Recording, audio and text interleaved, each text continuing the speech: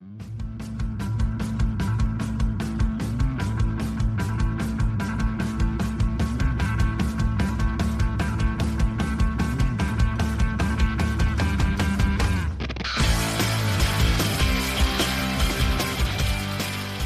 for the download and join me in another episode of The Unconventional Soldier.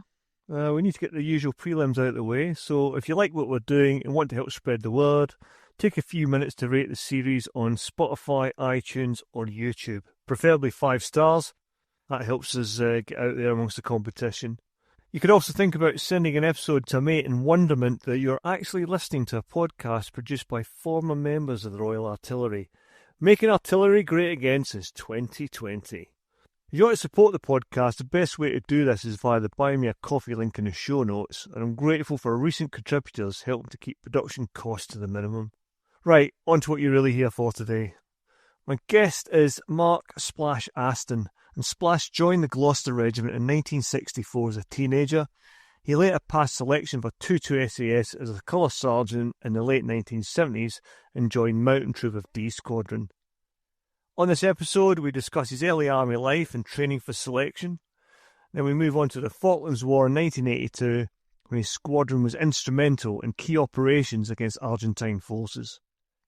Splash took part in various missions during corporate, including the landing on Fortuna Glacier, the successful capture of South Georgia, and the assault on Pebble Island airstrip. In a tragic turn of events, he was one of the survivors of the Sea King helicopter crash, which claimed the lives of 22 fellow soldiers. Despite his injuries, Splash refused medical evacuation and returned to the squadron to take part in further operations on Mount Kent and West Falkland. We also discuss his post-war visit to Falklands, what it was like to be an instructor at the International Long Range Reconnaissance Patrol School in Germany in the 80s, and why he wrote his book SAS Sea King Down. As usual, we finish off with Desert Island Debts, which is the guest choice of book, film and luxury item if they're stranded in the middle of nowhere. Let's crack on.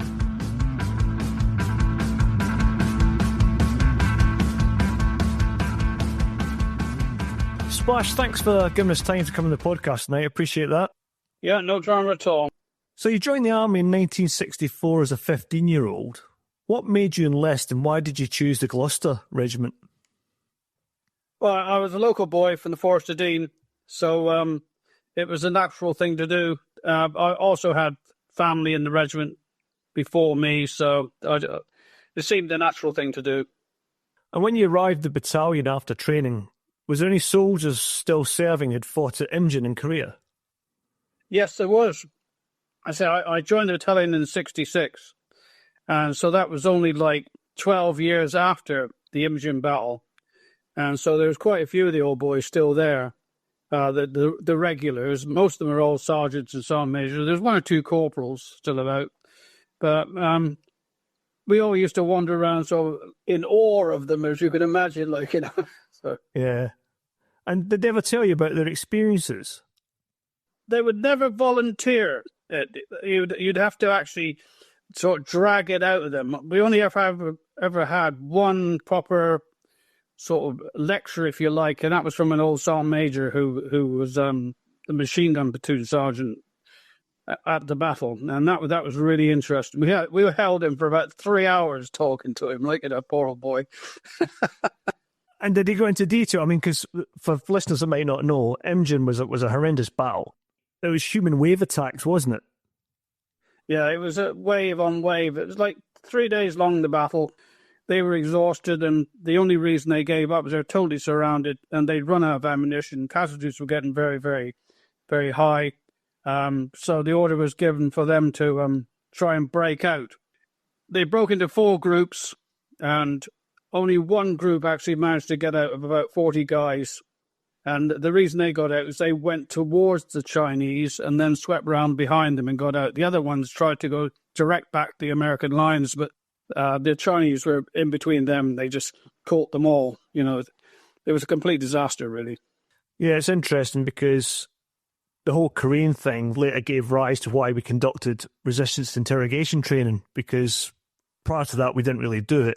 And the experience of soldiers capturing Korea really led to how we did conduct after capture. So you've got Korea to thank for when you had to go through R2I later on in your SAS days, Splash. So you applied for selection when you were a colour sergeant in your late 20s, which is quite late usually, and you had a promising career ahead of you in the battalion. So what made you decide to apply at sort of that later stage in your career? Well, I was only 28, around 29 at that stage, and which was quite young, really. I could see that my days of active soldiering were starting to finish, and that my next job would have been company sergeant major, and that would have been me away from the boys then. And so we'd had some of the SAS guys coming through in Northern Ireland, and I got talking to them, and it seemed like a good idea to go on from then to actually carry on soldiering. I mean, I was warned off that the following January I was going to be the company sergeant major of B Company, then I was going to be the RQMS, and then I was going to be the RSM. And I said to the CO at the time, I said, well, you never know, I might not get in. And he said, I don't think we'll see you again. Pressure. Yeah. So had there been MD you'd known in the battalion that had gone to Hereford recently that you could talk to, or was it just a case of you talked to these SAS guys in Northern Ireland and you went for it? We didn't get too many guys going at all. I mean, there was a group of 4 of us went on my selection. There was myself, 2 corporals and a captain, or a lieutenant went on it. They all lasted about a week, a couple of them did, and then one of the corporals managed to get right through to the end of combat survival, but then fell down on that. So he went, and then I was just left by myself. But prior to me, the last SAS guy had been in the 60s, right. So we had nobody there at all. Not many have been since either, to tell you the truth. And when you did your beat up, doing your own personal training, was it just you just thought, right, I need to devise my own training program? It was a case of get out, get on hills nearby. I mean, how did you devise your own training? I started serious training in the new year of 78. And that gave me the best part of 7 months to prepare. And so I started off with just a bit of running around with boots and a lightweight and a rucksack, and gradually built it up and built it up and built it up until the last month. I was getting up at 5:30 in the morning, going out for a Bergen run in the woods behind the quarters, and then at lunchtime I go out for another Bergen run around the airfield at Ballykelly. And then at 4 o'clock, I go for a run around the airfield in PT kit, and then a 1,000-meter swim, and then go home for my tea, and then disappear out into the woods again with a rucksack, and that's what I was doing every day for the last month. So I think I was pretty well prepared. Well, I must have been. I got through, But it's interesting because I take it when you're referring to Ballykelly, that's Northern Ireland. So were you on a Northern Ireland tour when you're doing this prep? Yeah, it was. We were on a 18-month battalion tour. I was a CQMS at the time. Well, I started off as a platoon commander when we first went out there, and then about 6 months into the tour, I then was shifted across when a new officer came in, and I was shifted across to CQMS of B Company, and I was quite lucky that the quartermaster normally didn't allow the colour sergeants to come back from the outstations only once a week. But he knew I was trained for selection, so he let me carry on and come back every 2 or 3 times a week. So I got training around the airfield while I was doing that as well. So I was quite lucky in that respect, I think. No, fair play, mate, because Ballykelly's not known for its hills. So there's one hill in Ballykelly, and that's from the guard room down to battalion headquarters, I think. That was it. And that was 10 metres high. Yeah, not exactly Brecon Beacons high. No, not at all. Not at all. But there's, I say, the woods behind the quarters, there was a bit of a rise in there, and I'd just run up and down that dozens of times, so mind-bending, really. Yeah, no, fair play, mate. I take my hat off to you. Once you passed selection, you were posted to D Squadron and Mountain Troop. What were the first few months like at Hereford as you adjusted to life as a Special Forces soldier? What happens is you get there and you think, that everybody's going to be the same and all the rest of it. But when you get there, what happens is that you shut your mouth. You don't say nothing, okay? Because you know fuck all, really. And the guys sort of they're eyeing you up, watching you for that first year, and then after that it's all right, you know. But I was just glad when I got there that I didn't have to worry about search for guys to mount guard on a weekend, or Smith Snappy Bill and stuff like that. You know, it was a relaxed. I just had to worry about myself, and that was really good. Because for listeners who might not know, you joined as a colour sergeant, but you had to revert to trooper. Is that correct? Yeah, in those days, you went back down to trooper, and you kept your normal rank for a year, pay wise, and that plus parapay. And then after a year, you then went down to highest band corporal pay plus parapay. There was no special forces pay, so I effectively took like a quarter of my pay drop to soldier there. After the embassy happened, and we sort of became the flavour of the month on that, we started getting, sort of our special forces pay, and my pay doubled overnight. Well, so, they were quite well paid, actually, then. Now they're outrageously well paid. It's like Premier League football players compared to 40. Oh, exactly, yeah. Yeah, exactly. But they actually earn their pay. Yeah, no, good point, mate. I'm not going to argue with that one. I had a mate going to Hereford in the 90s, and back then, I don't know if it changed when you were in as well, but he had the same. He went as a full screw, had to revert to trooper, but as his career in Hereford progressed, he had a shadow rank back in the Royal Artillery, so he went on promotion boards, and that followed as well. Was that something introduced later on for you as well? Yeah, I kept my shadow rank, and I got promoted in the shadow rank, so I was a sergeant major in the Gloucesters, and a corporal in the SAS, So. But it's all important for the pension and stuff, though, isn't it? You can't afford to lose out on that sort of thing.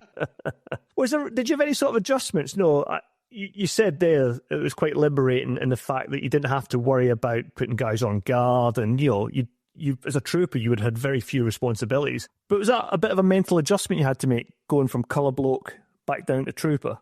Yeah, it was. It was difficult to explain. That you still had the mental sort of senior rank mentality going on in your head, but you weren't a senior rank, so you didn't have to worry about that, And I can remember upsetting our troop sergeant by telling him that we had to dry the tents out before we packed them away. He just sort of looked at me and told me to sort of make short, sharp, jerky movements away. Yeah, you could, those old habits die hard from battalion. Yeah, exactly, yeah. So, how were you warned off for operations to deploy in Operation Corporate, which was the code name for the military plan to retake the Falklands? And can you explain your move to the Ascension Islands and the battle preparation you conducted there? Yeah, sure. Basically, what happened was we... D Squadron had, since the new year, I mean, we're talking, we went down there right on the very beginning of April. So since the new year, we'd been sort of 2.5 months in Kenya, came back for a week from that, and then Mountain Troop went off to the Alps for 2.5 weeks mountaineering. And we came back and we'd been given 2 weeks leave. And that was on the Friday. And on the Sunday night, I got a knock on the door and told to be in camp the next morning, which was the 3rd of April. And we went in, and there was all of D Squadron, 2 troops from G, in what they used to call the Blue Room, which was the big lecture room. And the director of Special Forces, Delabilier, was there. And he gave us a quick brief about the Falklands. None of us knew where the Falklands were. We were wondering why they'd invaded Scotland, and none of us knew what the conditions were, what the country was like, or anything like that. So we had to prepare for everything. So basically, we went back over the squadron lines and we packed bloody everything. Obviously, Mountain Troop took all their ropes and their climbing gear and all that sort of stuff. But we didn't have any Arctic gear. We just had normal sort of temperate zone equipment. Boat Troop obviously took their canoes and their Geminies. Free Fall Troop even took parachutes. They didn't know they were going to be jumping at all, but they took parachutes as well, which I thought was a bit strange, mobility troop just monged around helping pack because they obviously weren't taking vehicles. And then went home, packed my kit, back into camp, and on a coach down to Bryce Norton. We flew VC-10, as I remember, straight to Ascension. Arrived at Ascension. Nobody knew we were coming, as usual. Apparently, we just said, "You're having a war. Are we invited?" And came along, basically. And we just sort of arrived, and the Navy were there first, obviously, and they didn't know we were coming. And then this guy suggested a place where we could put ourselves up for a few days until we were going to marry up the Fort Aston, which was an RFA ship. So we went up to a place called Two Boats, which was a derelict school, and set about sorting ourselves out there. And we just spent the time sunbathing, listening to the news on the 320 radios, doing a bit of zeroing, weapons, test firing, checking comms and all that sort of stuff. Just a normal sort of thing you do before going on ops. Main thing was we were a bit concerned that we go all that way and all this, the political aspect of it was still going on. So we didn't know that if we were going to actually be employed. As it was, we were. And after about 4 days, I think it was, we were helied out onto the Fort Aston, the RFA ship, and then we sailed off south to meet the task force that was going to the South Georgia. And that was it, really. It's interesting because I've had a couple of Hereford guys, Nick, who introduced us as well, and he's been on the podcast before. And one of the things that surprised me was first of all, you used the phrase, it was probably in your book, it was probably the last analog war. And that's right, yeah. And absolutely that is spot on. And from what Nick's told me and what I've read in your book, I was surprised at how poor your kit issue was. I mean, you had AR-15s, but you're saying in the book that the barrels are worn out and you had to tape a cleaning rod on to clear any stoppages, and that's one of the reasons you preferred a 7.62 weapon. That's right, yeah. So it's weird. I'd have thought the SS even back then would have been really top of the range stuff, but that wasn't the case. No, I would say we were just another unit, really. The amount of money being spent on special forces then was much less than it is after the war. Certainly, as you say, the weapons, those AR-15s, they were bought in the 60s for Borneo. One of the biggest problems we had was hard extractions with the empty case being stuck in the chamber. That's why we had the bit of welding rod on the outside of the weapon taped up so we could poke it down the barrel and poke the round out, the empty case out. I mean, it didn't happen that often, but it was a problem that did happen. So we had to sort that out. The guys were normal SLRs and GPMGs, and that was it. Later on, we started getting M203s, the over-under grenade launcher things, and some M204s, which are, I don't know whether you've ever heard of those. It's like a 4 rockets in one unit. Yeah. And then that's what we got. I mean, we were pretty under-prepared, really, for a modern-age conflict. It's quite ironic that you got a lot of kit off Delta Force, a unit that had only been formed a few years previously, and Charlie Beckwith, who formed it, had done quite a lot of time with Hereford, and it was Hereford that really inspired him to go and form up Delta Force. But you can see there, you guys are getting a bit of kit from Delta Force because the Americans have got all the money. But it's quite lucky that they did get some stuff to you, didn't they? Delta Force helped us out by giving us some stingers, SAMs. Paddy O'Connor went over there and he sort of did the users course on it so he could come back and teach us how to use it. Unfortunately, he was killed in the heli crash, so none of us knew how to use it. And then likewise, we were given SATCOM, which was in its infancy then. And that caused a lot of consternation amongst the brigades because we were actually able to talk back to UK before any of them could do anything. So the press were trying to get a hold of us to send their copy back and things like that. It's outrageous. But I mean, it was just as well. The Americans did help a lot with SIGINT and SATCOM and that sort of stuff. Yeah. satellite communications. And I think it was the regiment got the first kill with a Stinger in combat. Is that correct? That's right. It was on the after they'd gone in on the 21st of April to do the diversions down at Goose Green and Darwin. They were on the tabbing back, and a couple of Parkaras came in and did a Stratton run on them. They managed to shoot one of them down, and that was the first ever use of a Stinger in war, and it was brought down by us. Yes, the Americans didn't like that at all, but there you go. Which is probably just as well, mate, because you write in your book about how you're on the deck of a ship and you and some of the squadron guys try to take out a fast jet coming in, and you nearly got a bollocking off the captain for hosing down the bridge. Right, yeah. A reminder, there are other ships in the water. Yeah, I did have a giggle at that when I read that. The Falklands area of operations was quite small, and in actual fact, when you look at it, the Recce space was quite congested. You units like SB, 148 Battery, the battalion Recce patrols as well, and prior to the Falklands, the SAS had been used for considerable periods in places like Aden and other withdrawal from Empire conflicts.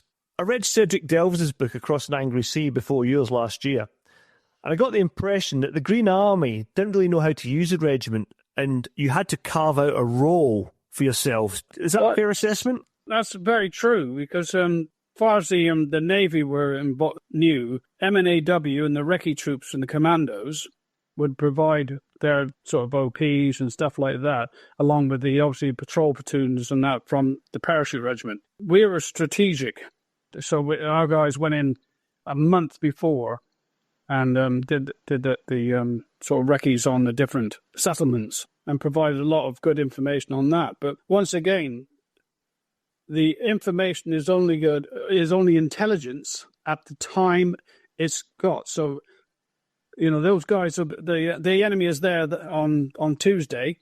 Wednesday, they might not be there. You know what I mean? So information and intelligence is only intelligence at the time it's actually found out. And so this is the shout we had from Colonel H. Jones that the SAS information was rubbish about Goose Green. It was 3 weeks old. So, I mean, it can't be classed as intelligence. It's like F3, F6 information, Yeah, no, it's interesting, and it's getting that timely, as you say, it's a fast changing picture on the battle space, isn't it? Yeah. So after your shakeout and ascension, then you move south, and you're tasked with, I nearly said Operation Parakeet, because that's the Mickey taking you did in the book. But it's Operation Paraquet, I think I've got that. So on South Georgia.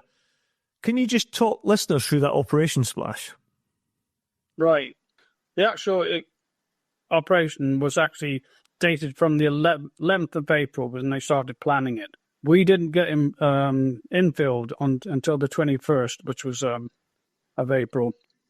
Basically, the plan was that mountain troop would go onto the Fortuna Glacier, which is 5 miles to the northeast of the Leith and Husvig whaling stations where the enemy were. And we would then tab in and produce observation posts and information from that. The reason we said we would do that is that Shackleton in 1916 had come 1,000 miles across an open sea in an open boat and then tabbed 3 days across, or 2 days across the mountains, and managed it in the condition he was in. So there's no reason why super fit SAS soldiers should have any problem with it. But as it happened, we flew in on the 21st, and it was an absolute nightmare. The winds were about 85 to 90 miles per hour. You got off the aircraft, and the snow and the spindrift were hitting you, and it was cutting your face. We got off, and we started off up the glacier, and we had to rope up because of crevasses and stuff like that, and it was painfully slow. And we did not have Arctic kit. My Arctic kit was a heavy-duty pullover and a smock, with a waterproof over the top, and that was my Arctic kit. And we didn't have skis, didn't have snowshoes, and we were just sort of moving along, and it took like 3.5 hours to do the best part of a mile. And it was starting to get dark, so the head shed said, right, we'll bivouac and then have a look again tomorrow morning. Well, the next morning, it was chaos. I dug a snow hole with one of the other guys, and we had a fairly comfortable night, in reality. When I went down to where the guys were, about sort of 30 meters away, they had one tent up, and that one tent was being held up by 6 guys that were sat in it. It was like a 2-man tent. There were blokes underneath the pulks, trying to, where they taking shelter. Pandemonium, really. And so we got a brew on as best we could, and we asked for a met rep of what the conditions were going to be like. And they said that the conditions were going to be changing, but not for the better. It's going to get worse. And we had some guys were starting to go down with hypothermia, stuff like that. So we asked for exfiltration, and it was agreed. And about an hour and a half, 2 hours later, we heard the helicopters coming up. So you couldn't see anything. It was a complete whiteout. And so we threw smoke. They managed to find us, and they picked us up. And there was, I remember, 3 aircraft. One was a Mark III Wessex, which is an anti-submarine Wessex. So he had like a radar, could read the ground, so he could see. The other 2 pilots were relying on the other aircraft as their horizon. So they complete whiteout. You couldn't see where the ground was and where the fog was. So we set off flying down the glacier, and not far down, the first the Mark V troop carriers lost his horizon and he crashed. So we landed just behind him. The Mark III came back up. We got the guys out of the Mark V, piled them into our aircraft, and then set off down the glacier again. And our pilot lost his horizon and crashed as well. So we had like a few £1 million worth of equipment written off, not the flavour of the month, obviously. And then we thought that was going to be it, that we wouldn't be able to get off that day. So we went into survival mode, got the rafts out of the downed helis, and started to use them as shelter. 2 hours later, the Mark III came back up. Now, the Mark III has a shed load of a kit inside. It's got all the sort of depth charge gear and the sonar gear and all that in it.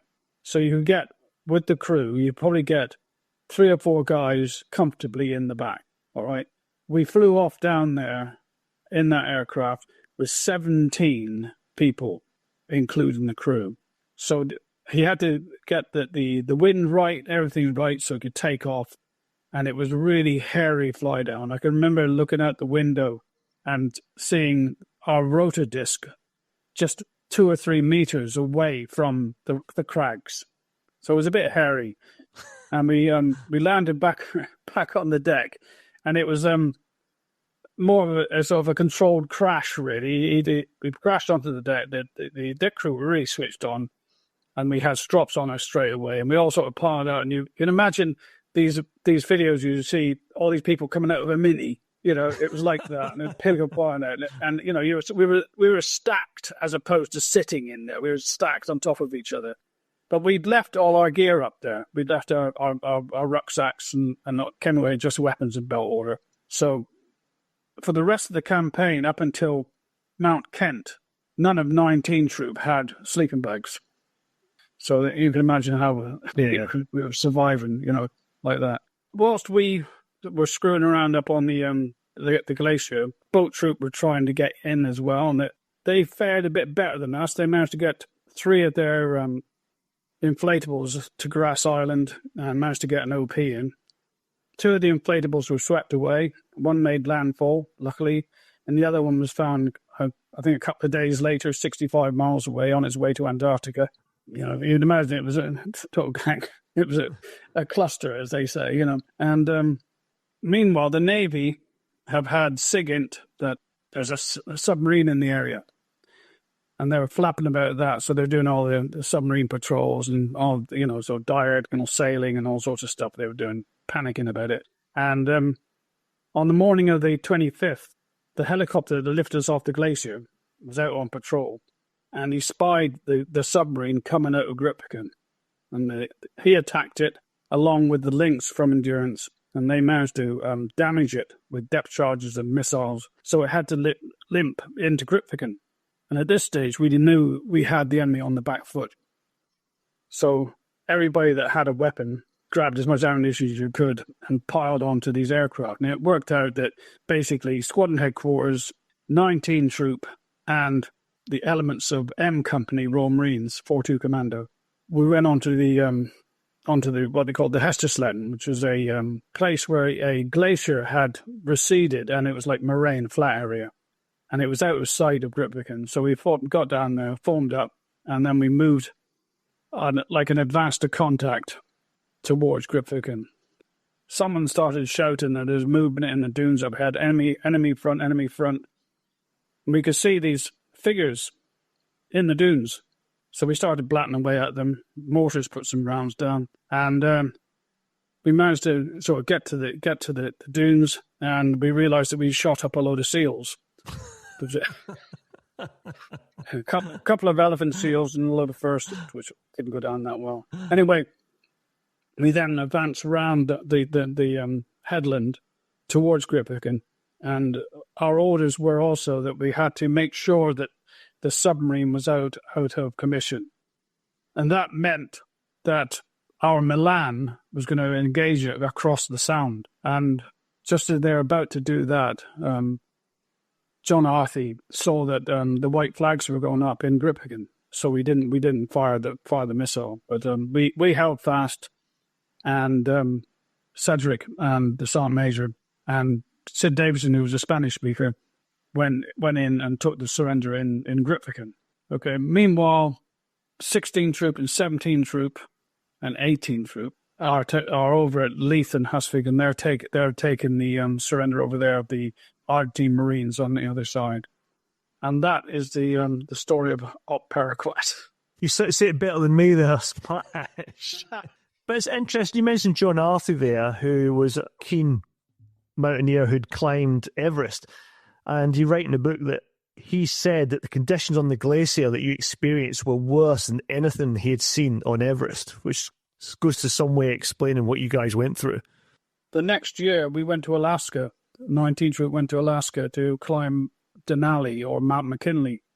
And I can remember that even on a bad day there, plus 14,000 feet plus high, it was not as bad as it was on that glacier.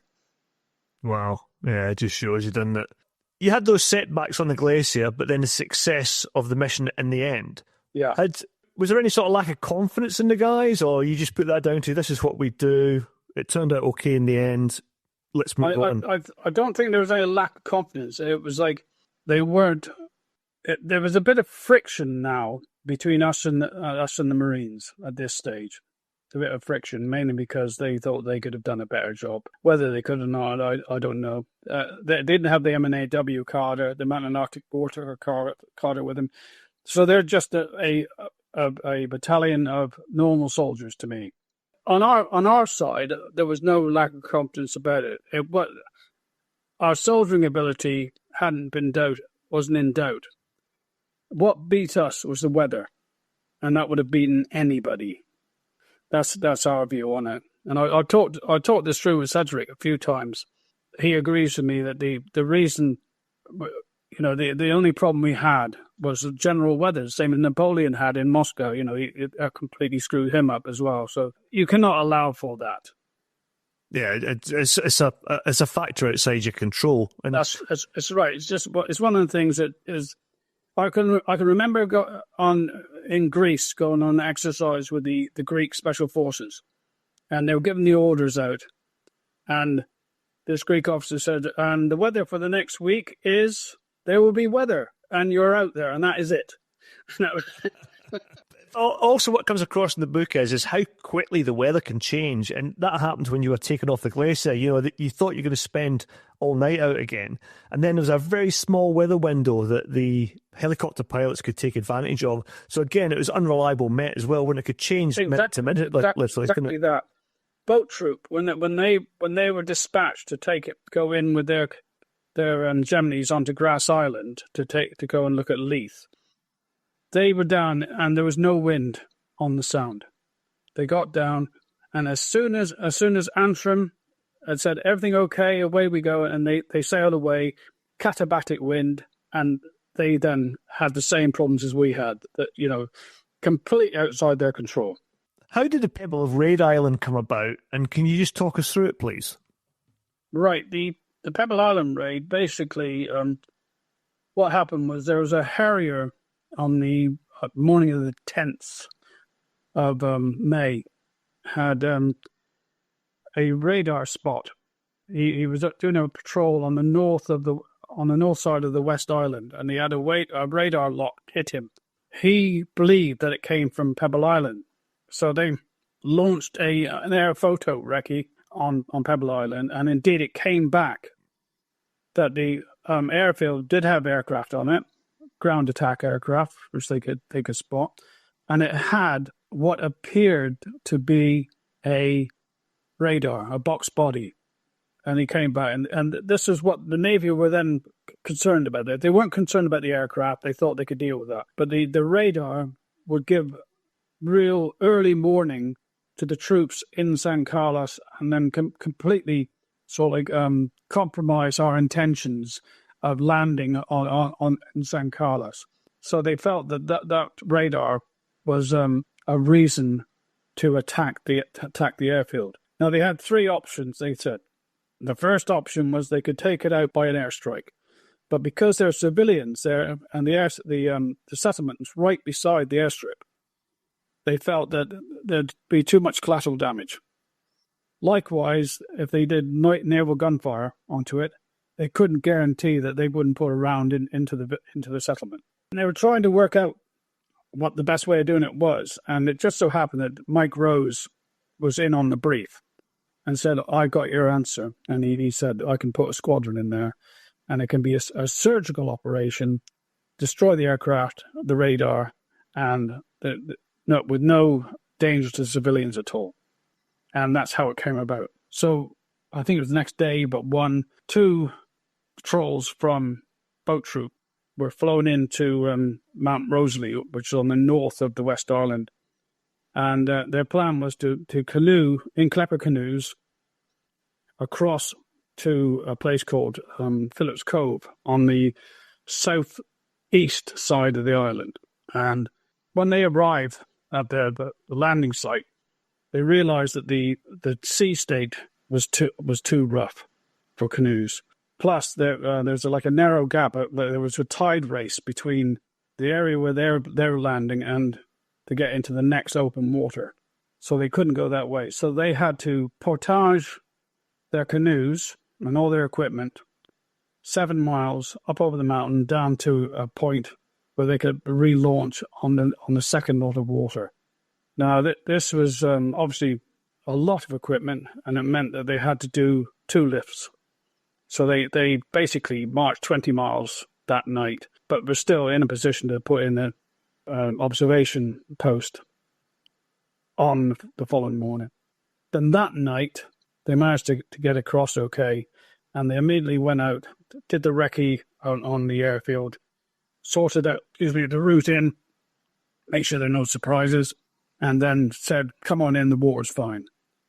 And that night, we flew in.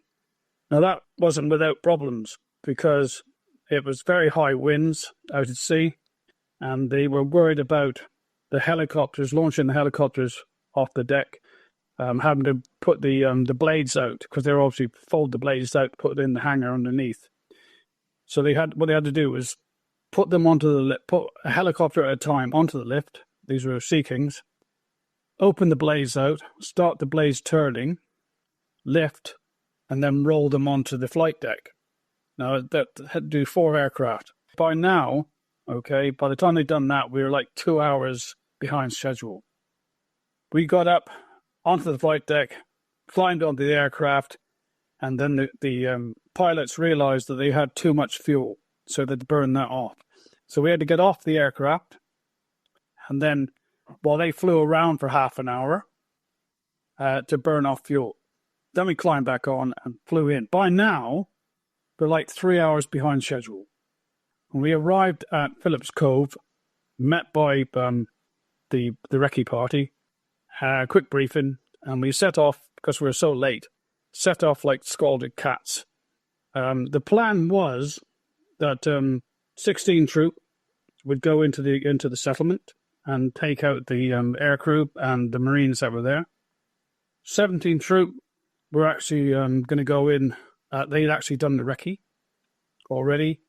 18 troop were going to go actually onto the airstrip and destroy the aircraft. And 19 troop were going to be the quick reaction force, which meant we would be staying at the rally point and reacting to whatever happened.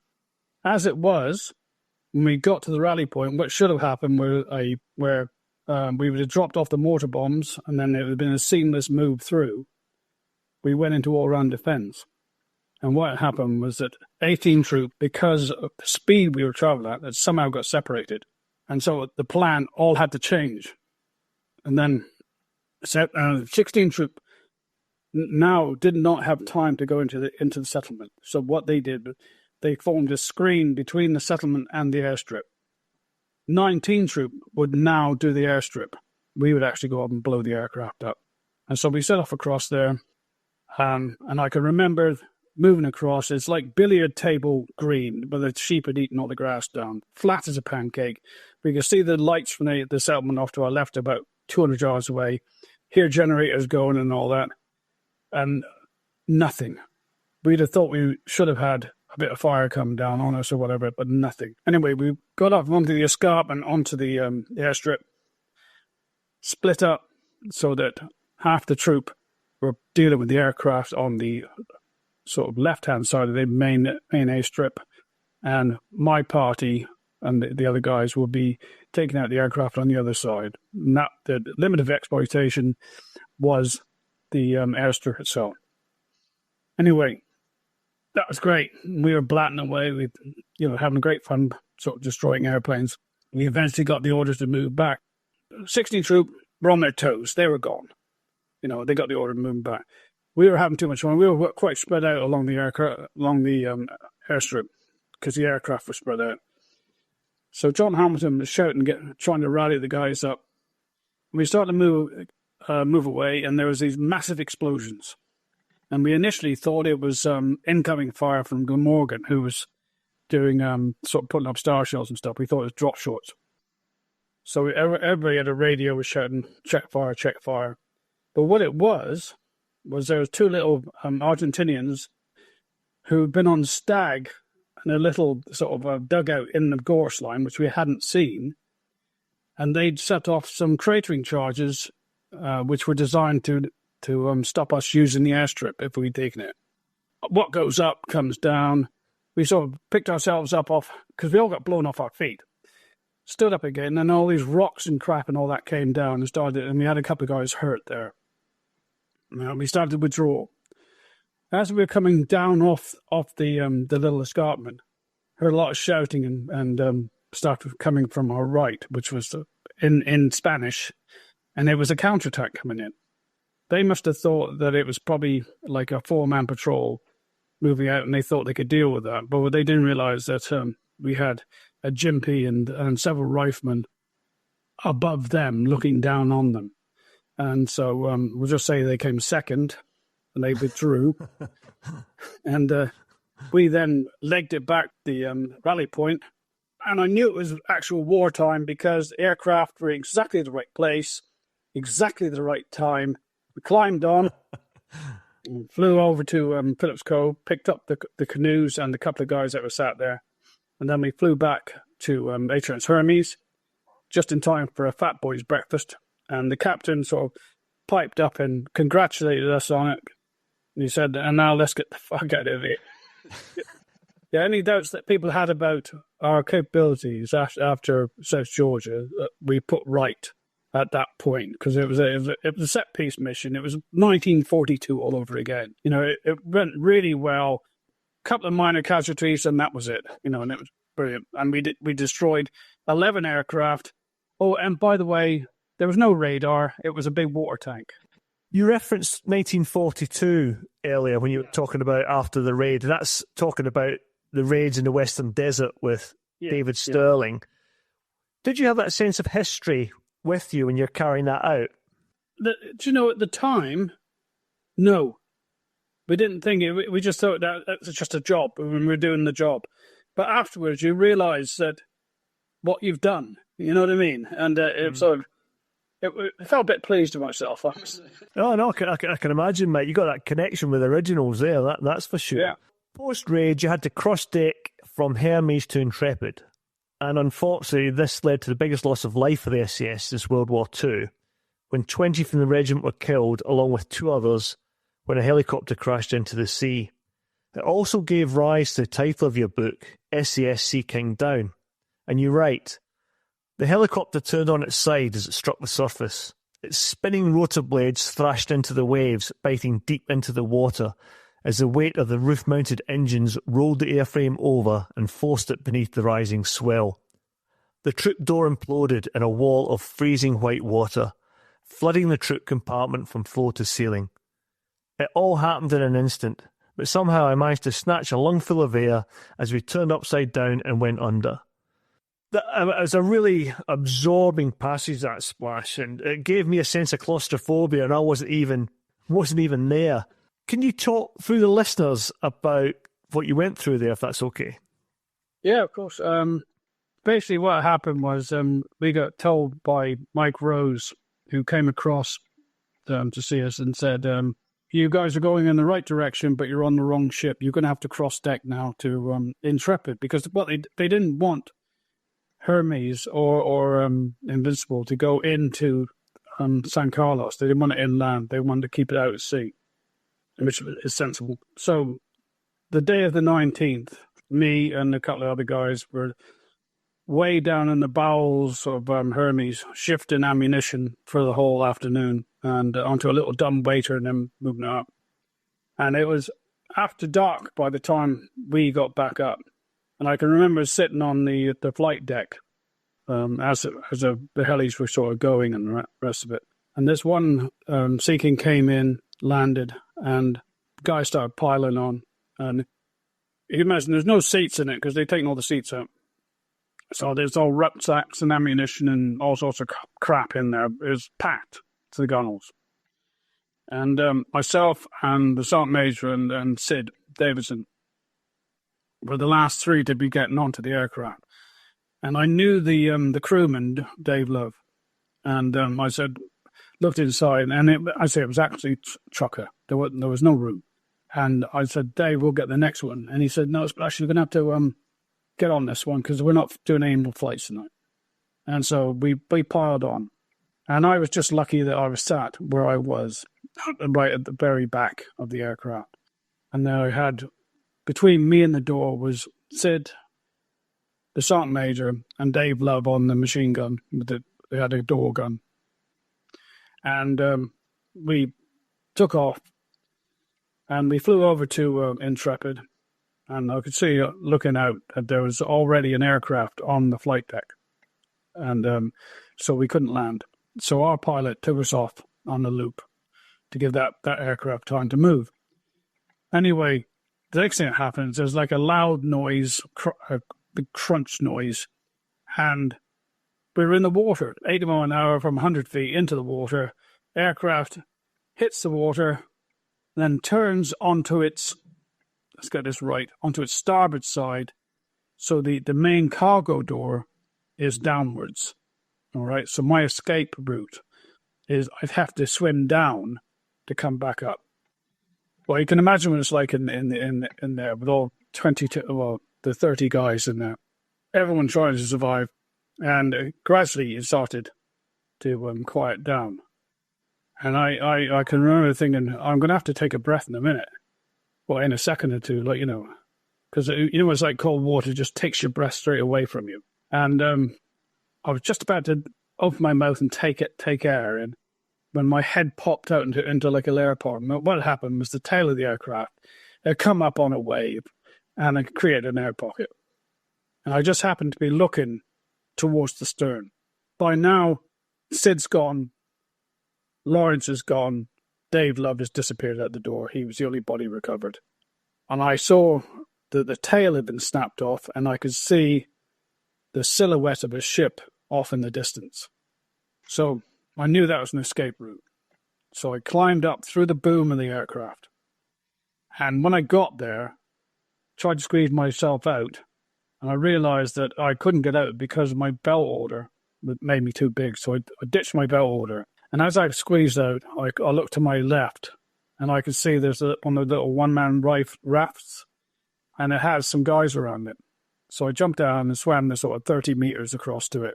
There was 9 of us there with me. The 2 pilots, both injured, broken shoulder and a broken leg, ankle. There was a signalman from D Squadron, had something wrong with him. 2 Royal Army Medical Corps medics who were attached to the squadron, both had damage. And then 4 bad guys, including me. And those other 3 all were injured.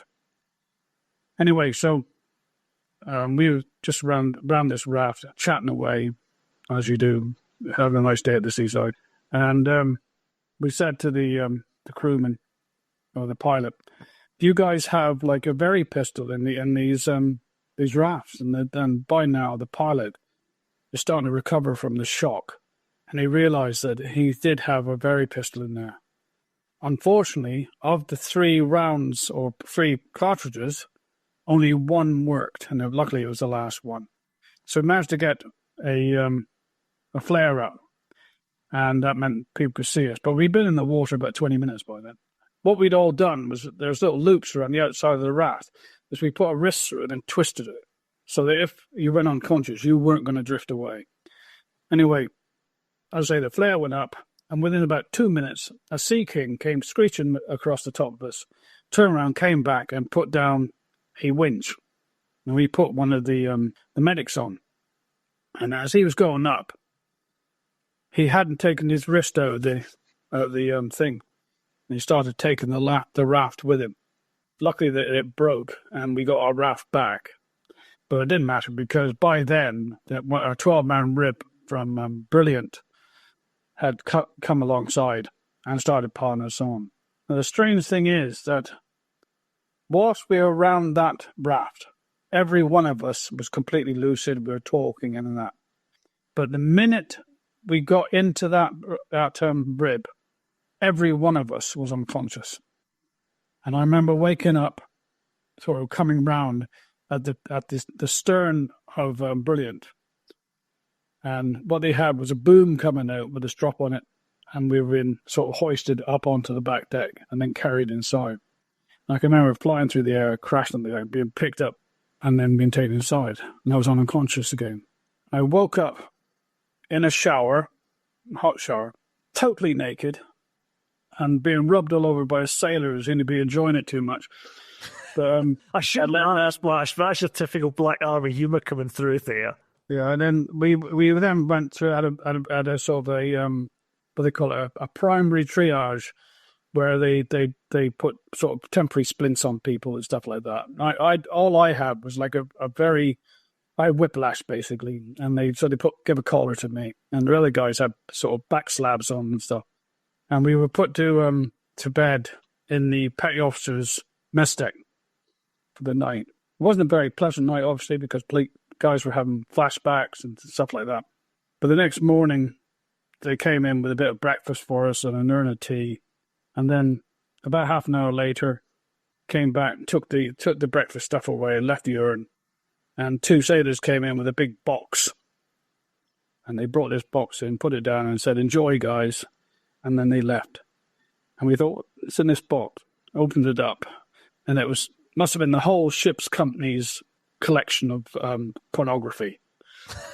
It was all these, and we're talking proper Dutch porn, like, it's really good. Just what the doctor prescribed, eh? But the rest of the day was spent trying to find out who had been killed, because there's no manifests, obviously, who had been killed and whatever, so it was done by, so if you're on that side, you're dead. If you're on that side, you're alive, And then that night, Brilliant had to go back out to sea to look after because she was like a goalkeeper for the carriers, so she couldn't stay in San Carlos. So we were cross-decked then onto Canberra, and we were put onto the main ballroom onto mattresses for the night. And the next day was the 21st, and we were given proper triage where blokes are having proper plasters put on and stuff like that. We had a psychological assessment done by this psychiatrist who insisted that we all stay together and all go back to UK. That was going to be his answer to post-traumatic stress, as they call it now. And I wasn't having any of this. I just had a sore neck. By now, it's starting to feel a bit better. And I said, I want to go back to the squadron. And he said, no, you're going to go back with the rest because it's going to affect you. And so, blah, blah, blah. All through the day, we were under attack by aircraft. So you'd hear air raid warning red in 10 minutes, and then there'd be all hell with that loose machine guns and rockets and bombs and all the rest of it. And what they did was they put us into the main stairwell, come down in the ballroom, which they thought was the safest part of the ship. And we were all piling in there, and gradually got more and more people in there during the day. And I was talking to this very attractive doctor. It was one of the Susie West, who was a civilian doctor who volunteered to stay with Canberra going down. Very brave woman. I said that I'd want to go back to the squadron. You said, well, he knows what he's talking about. You best do as he says and all that. Anyway, we then that night got put into cabins. So the enemy didn't like fighting at night, apparently. So we got put into cabins because 2 para by now had gone and all the cabins were empty. And I was just about to have a shower and the door knocked, and it was Susie West, and she said that apologies for all the noise that's going on out here, but we're not going to stay in San Carlos. We're going to go back out to sea. The hospital is going to go ashore to Azox Bay, and it's going by landing craft. And the landing craft, I think, is going back to Intrepid. And she said, "Oh, but that's where your squadron is, isn't it?" That sort of thing. And so I said, "Okay." And what she was doing was being very kind and telling me how to get back, but not to go back. You know what I mean? Yeah, dropping the hint. So I jumped back into my kit, joined all these medics, doctors and that, and loaded up a hospital into a landing craft, sailed to Azox Bay, unloaded a hospital from the landing craft into the meat packet factory, and then got back on the landing craft that went back to Intrepid. And when I arrived there, and it was sort of like 5 o'clock in the morning by then, and I didn't know where the squadron guys were. So I thought if I went to the galley, they'll all be down for breakfast soon, and I'll meet up with them. So that's what I did. I went to the galley, had a brew with the cooks. Sure enough, the guys came in, and the first thing one of them said was, "Where's the rest of this Atlantic synchronized swimming team, Splash?" That black humour again. I think sometimes civilians listen to that conversation we've just had there, Splash, where there's a couple of light-hearted moments talking about a very tragic and serious incident. But that is for soldiers. It's like even emergency workers. My wife was a midwife. I think that black humour is also a way of coping, isn't it? Yeah, definitely. So that was that. 20 guys, mostly from your squadron, is that correct? There's a couple of others. It was like half and half. There was 8 killed from D Squadron, and the same amount from G, plus some signalers, and then there was a Royal Signals guy and a RAF Garth Hawkins, who was a forward air controller, and that was it. There's 22 guys that perished that day or that night. You've got yourself back in the fight, yeah, and you've got no option but, it's war. You've got to continue on. And the next phase of operations was dominating the high ground around Mount Kent. Yeah. What was the importance of Mount Kent? And can you just explain the concept of ops and what you did there? Right. As you know, there's a series of mountains between that sort of circle round Stanley.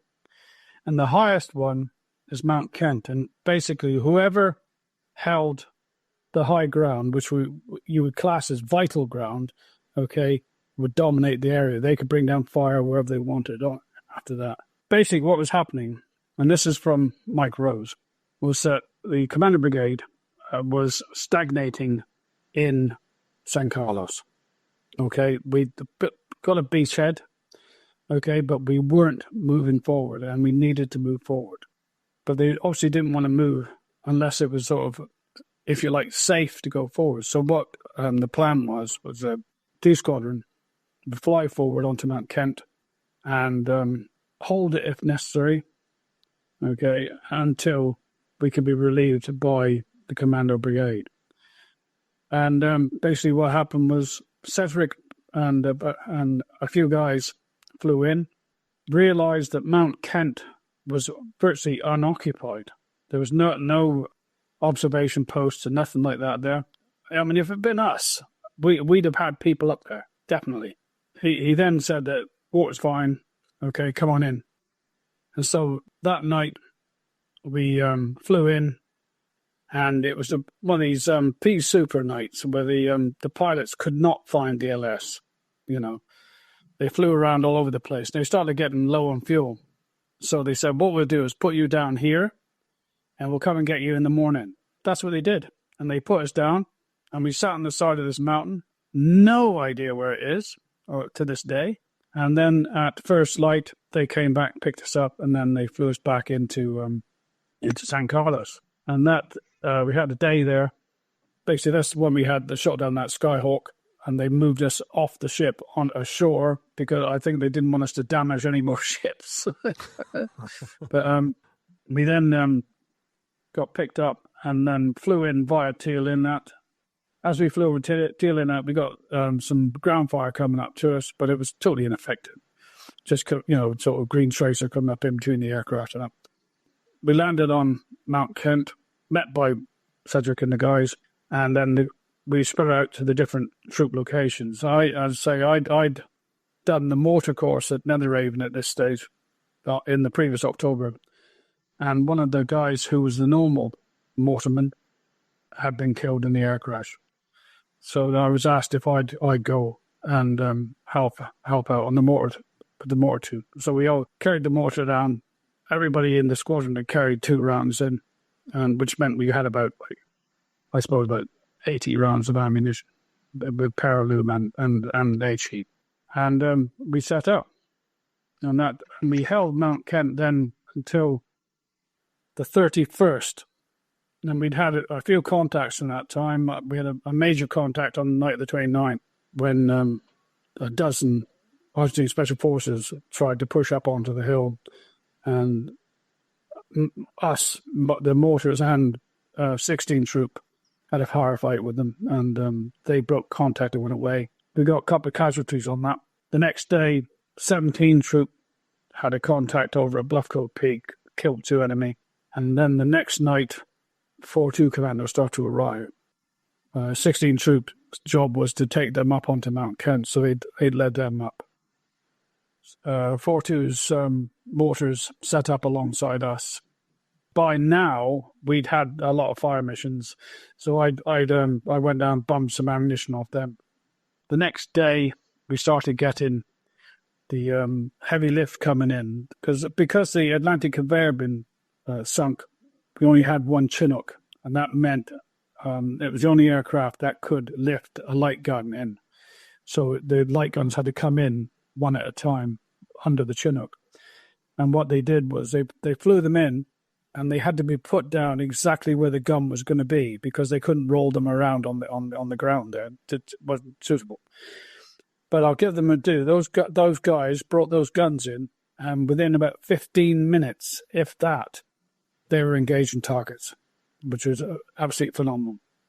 Anyway, we hung around there for a few days and realised that we were becoming superfluous, if not getting under people's feet.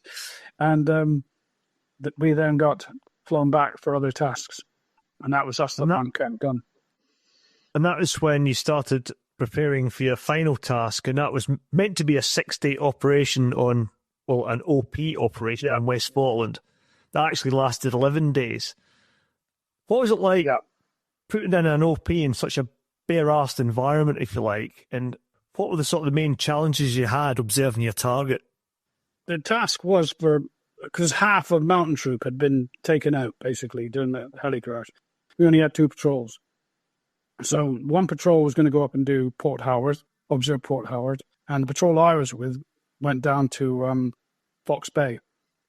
And we arrived, landed about 5 miles north of Fox Bay and moved in. And the going was so good and slightly downhill that our time and distance basically was pants. And we came across a fence line. Everything on the maps in the Falklands is marked. Now this fence wasn't marked. And we were sort of had a conflab about it. And perhaps it's a new fence, you know. Okay, well, so we climbed over and we moved about another 200 yards. And in the mist, we could see movement. And we could hear voices, and they weren't English, they were Spanish. So we then withdrew quickly back up and picked up this sort of quite a deep re-entrant. That was just on the edge of their fuba, if you like, and moved up that. And we eventually found a spot where it was like what they call fascine, which is like a ragweed, quite a high ragweed. And we buried ourselves in that and hoped that we wouldn't have any contact with the enemy. That was about 1 o'clock in the afternoon. We could hear the voices again, and it was a patrol of enemy, about a dozen of them. But they were just out of sight of us, and obviously because it was wet and horrible down where we were, they were staying out of it and moved along the top. So we realised that we couldn't stay there. We couldn't get comms from there in any case. So we moved about a K and a half further north onto a forward slope. There's absolutely no cover there, none whatsoever. It's not even gorse bushes, it was just grass.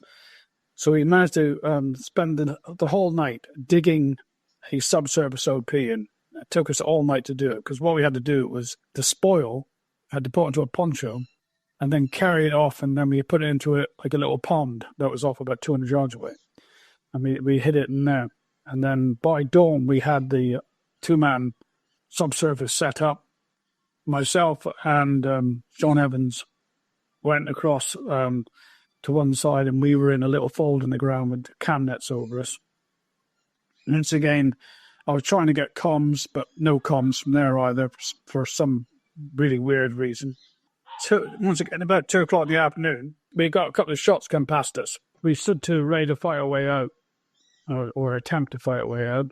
The patrol commander said, "Stay where you are, don't get out, don't move." He said, "They're shooting sheep. They haven't seen us at all." And as it was, that's what they were doing. They were shooting sheep for the pot. That 12-man patrol then disappeared off. And we realised that they were still coming out quite a long way out. They were clearing patrols. So we moved another 2K north onto a feature called the Bosoms. And we dug in on there. And we still had a good view of Fox Bay because we had our Swift scopes in, our Time 60 telescopes. That was fine. And we had a split OP again, two guys in the forward observation pit, and then we had a sort of a backup LUP to protect the back in another small dugout. Comms, we managed to get comms straight away from there, no problem. And so that was good. The problem we did have, though, was that about 800 meters, a kilometer away to the west, was a small farmhouse, and there you had a enemy outstation there. So we knew that if we did any movement up on this ridge we were on, that they'd see us silhouetted, no problem at all. So it meant we had to stay below ground all the time. And that meant at night, one guy getting up, grabbing all the water bottles, going off to a spring, which is up about 100 yards away, and then filling the bottles up and then coming back in. And we then swapped around within the OP and the LUP for observation and signaling. About 6 days in. We've been warned for 5 days. So we took like 6 days rations in. They promised us they were going to resupply us or take us out within about 5 days. So that's what you did. And I come up on the air and said, any chance of resupply? And they said, no. He said, what it was by now, it was the 11th. And the 11th was the night of like Longdon and Two Sisters, and these battles were going on. So they couldn't afford the aircraft in any case. And we just stayed up there. Unfortunately, by now, our northern OP had been compromised, and in the firefight, John Hamilton had been killed, and his signaler had been captured, and he was captured along with the one-time pads and the coats. So that meant all the signals instructions had to be changed. So that was like 300 groups at 2 o'clock in the morning under a poncho by a red light. It's at like -4 degrees, trying to sort this out. And with the ship moving in the sound, the signal would go in and out. And so it was like, say again all after, say again all before. And it took like 4 hours to get the signals instructions sorted out, but it was done. By now, at this stage, the battles are all happening around Stanley, so we're not going to get an aircraft. But I did come up each day and ask, resupply or redeploy. And each time they said, sorry, wait out. But on the night of the 14th, the surrender was signed. 9 o'clock at night on the 14th, the surrender was signed. And we got told at 2 o'clock on the morning of the 15th that to stay where we are because the enemy on the West Island might not know, they've lost. So we hung out another day. And then they said, I said, are we being picked up? And they said, yeah, tomorrow at 11 o'clock at the pickup point. So the next morning, it's going to take us a while to get it because by now we haven't eaten for 5 days. It was a question of, where did I throw that boiled sweet and sharing blocks of chocolate, sort of squares of chocolate and stuff like that. And where did I throw that tea bag and stuff, And we got up and in the morning to move out. And myself and John Evans knew that any movement we made now in the open could be seen by that enemy platoon. Anyway, so what we're going to do? And we stood up. And I had my binos. I'm looking down at them. And they could see us. They saw us, and some people pointing up at us. And John looked at me, what are we going to do? And I just went, waved. I waved. Surreal. And they waved back. It was like at the end of Zulu, we waved, turned on it, peeled the men away, And we moved to like the 5K to the pickup point. Arrived at the pickup point, in good time, trying to have a brew and everything, trying to sort something out. And then no aircraft. And then eventually, I'm on comms trying to, it's coming, they were saying, And then about 4:30 in the afternoon, this Sea King turns up. And apparently, that's when I knew it was peacetime. Because it was it had gone to the wrong place and didn't turn and flew us back. But arrived back on board in Intrepid, and they had steak and chips and all that sort of stuff. And I had a stomach the size of a walnut, and just couldn't eat it, unfortunately. And that was basically the end of my war. Could have been worse, mate. You could have had finished in a heli Bedford, but you actually got a helicopter for index. So you returned to the UK quite quickly, and in the final chapter you say, we prevailed because we are more professional, better trained, and had greater motivation than our enemy. We also recovered from our setbacks, adjusted, adapted, and overcame the environment we faced and the challenges it threw at us. And I think that's came out really well during your talk there. But yeah. What did you learn about yourself on that operation? I learnt that I am more capable than I thought I was. I could stand more than I thought I could. All the time you're on exercises and on Sandy Bridge and stuff like that, you think you're going to die after 3 days. But 12 days in conditions like we were in, and we'd had to put up on Mount Kent and the rest of it. You realise that the human body is capable of a lot more than you think it is, and you can do it. But all of it's in here. This is where it all works. You have to have that self-confidence, that fortitude to carry things forward. You don't give up. That's not an option. It's like, you go and exercise and it's freezing cold and the rest of it, and it's, oh, thank God it's 3 days. We were going out there. We didn't know when things were going to end. You were out there 5 days if you're lucky. And then it turns out to be 12 days. You just have to put up with it.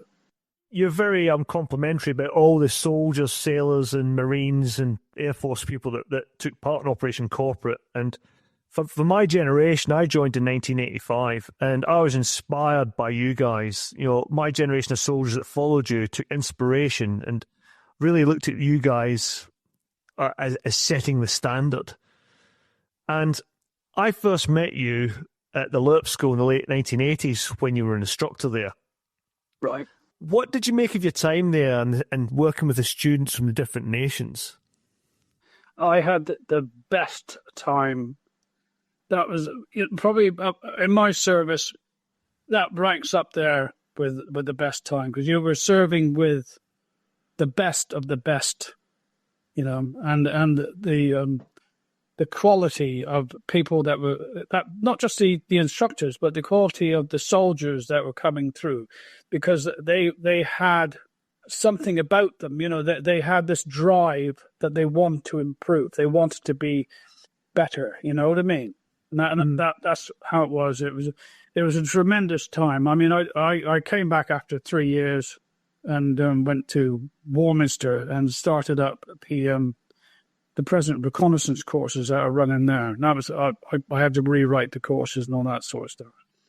And it was a similar sort of thing there. It was the soldier you were getting was a much improved version of all the others. They were very good. I thought it was a pretty unique place. I must have carried out about 4 or 5 courses there, and training that you wouldn't have got anywhere else in the army. I did the CQB course, which was all the Hereford guys took that, and it was just, you couldn't have got that anywhere else. You returned to the Falklands a few years ago for essentially what was a battlefield tour. What was it like to visit the different places you went on operations on? I've been back 3 times all told now. I went the first couple of times really were just piss ups with the guys. Like, we went around and meeting the people from the settlements and that had helped us and stuff. The feeling I got was I find it quite difficult to handle the adoration and gratefulness, if you like, of the people, because in the whole time I was there in 82, I didn't see one civvy. But you'd have thought I'd been with them all the time. That's fantastic people, really fantastic people. A bit very rustic. Did you go back to like your OP positions and stuff? Yeah, I did on the we went up onto Mount Kent, and that was very surreal because it's not on the battlefield tour route, and no one's been up there, and it was as if I'd just moved away yesterday. At one point during the when we were firing, the base plate of the mortar was slipping back, and so I got a slab of rock and jammed it behind the base plate. And that slab of rock is still stuck upright in the back of the hole. And all the greenies that we've used were where we'd thrown them. And the brass, there's still brass about where we had firefights and that, so it was spooky, very spooky. Quite surreal. What made you write the book, and where can listeners get a copy of it? Right. My initial reaction when I'd done a talk down in Codford, I don't know if you've heard of it, it's a little village near here, about the Falklands. And in the audience was Stuart Tootle, who you may have heard of him. He was CO3 power in the Helmand, and an excellent man, fantastic guy, who I'd known from when I was working in Recce with Warminster. He worked in the armored, in the what they called armored Recce, which was so mechanized mech rec. And he sat there and listened to this, and he came up. Because I knew him, he came up afterwards and said, "Hey, it's Blash, you fancy going for a beer sometime?" And I yeah, no problem. I went along. We met up a couple of days later. I could see he was trying to say something. And I said, "Come on, what do you want?" And he said, "Splash, have you ever thought about writing a book?" And I said, "No, I haven't." And I said, "I'm not going to." And he said, "No," he said, "I'm not saying that you should write the book." He said, "I will write the book." And I looked at him and I thought, nah. I said, "Let me think about it." And then I realised I'd been up to Hereford, and I realised that I looked into St. Martin's graveyard and all the names of the guys, and so I thought they're going to get forgotten. No one will know who they are, or their story. And so I got all this to it, and I said, right, I'll do it. I said, but it's not a Bravo 20. Okay, it's not a Johnny Two Combs or whatever. This is going to be almost a textbook. I don't want it sort of to make us look like Superman and nothing like that, because we're not. And so that's what we did, and we went and tied in with Cedric, tied in with General Rose, both generals, and both very, very helpful. And then spoke to several people. Obviously, we went down to Falklands, done it, and gradually got the book written and went through disclosure and all that. And then if you want to buy it, it's on Amazon. All right, you see it now and again in Tesco's and place like that, but because it's now sort of 3 years old, so you'll definitely see it on Amazon. It was on a Times bestseller list, for a while. People tell me it's not a bad read. So, No, I enjoyed it, and I'll be talking a little bit about it in a minute in my book choice for this episode. So, no, that's great, mate, and I'd encourage people to go out there and get a copy. Yeah. So we're coming to an end now, Splash, and as usual, we'll finish off with Desert Island Dits, which is a guest choice of book, film, and luxury item. If they were marooned in the middle of nowhere, or even an 11-day OP when they've run out of food after day 5. So what have you picked? Right, as for books, okay, I'm a Bernard Cornwell fan. The guy that wrote Sharp. Not the Sharp series, though. He wrote a series of Arthurian legends called The Winter King. And three novels. I can remember buying the first one and not being able to put it down. And each book was as good as the last. Very, very good. So Bernard Cornwell, definitely want to read that. I'm a Guy Ritchie fan, so any of his Snatch is really good. I enjoyed that, that sort of film. I'm also a fan of the old war films made in the 50s with Dirk Bogarde and people like these. Mainly because they wear their equipment properly and know how to salute. And that's because lots of them served in the war. Yeah, exactly. They were all soldiers themselves. Yeah. Oh, Berries is it? Modern day Berries, mate, in films. Is you get yourself a job as an advisor. Don't stop me on that. I mean, it's bad enough in the army, let alone on the films. And your luxury item? Luxury item, curry powder. Good one there. Make any army ration edible. Curry powder, yeah. Definitely. Well, my book choice, I've got 2 book choices this episode. First one is Splash's book, SAS Sea King Down. It's a great soldier's view of the war, and it's honest. You admit to where things went wrong, and you don't try and gloss over anything.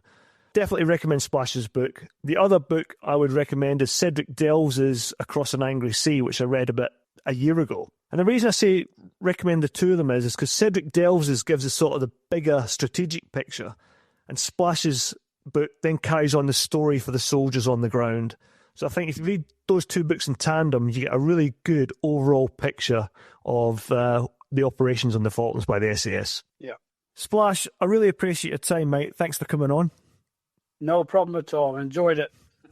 No, it was great. Oh, and one thing I didn't mention was your book shot down a legend about you that I had harboured for about 40 years. When I first went to the LERP school, we were all told your nickname was Splash because of the amount of helicopter accidents you'd been in. But actually, you picked up more or less your first week in the Gloucester Battalion by some random NCO. Yeah. I'd arrived in the battalion as a very young recruit, sort of sub 18, and about after the last train, about 11:30 at night, and they had nowhere to put me. Obviously, didn't know I was bloody coming, so I ended up sleeping in the guard room, and it was like because I was brand new, I was like on the one-legged stool with these circle of sweats around me. And they're all sort of taking the piss. And they said, "What's your name?" And I told them, "I'm Mark Aston." And they said, No. We've all got nicknames. And then they were coming out with all sorts of rubbish. And then a guy called Charlie Goldsmith says, "Splash." And that was it. Well, there you go. I tried to get rid of it. Yep, I got to Hereford. And I thought, I'm not going to. No one's going to call me that anymore. And then, as luck would have it, there was one of the guys who'd gone from the Gloucesters to the Duke of Edinburghs on an amalgamation, and then did selection. Who knew me? Following you around. Blew me out of the water. Well, thanks for coming on, mate, and also to you, the listener, for your continued support and suggestions. Please keep them coming, and our email and social media links are at the bottom of the show notes. And you can find us all the usual suspects, including Instagram, Facebook, YouTube, and Twitter. If you've downloaded us from iTunes and like the podcast, it would be great if you leave us a review there or anywhere you get your podcast from. And thanks again to Nick Beale for his continuing help and offering technical support for his company ISAR. And we'll see you next time on The Unconventional Soldier.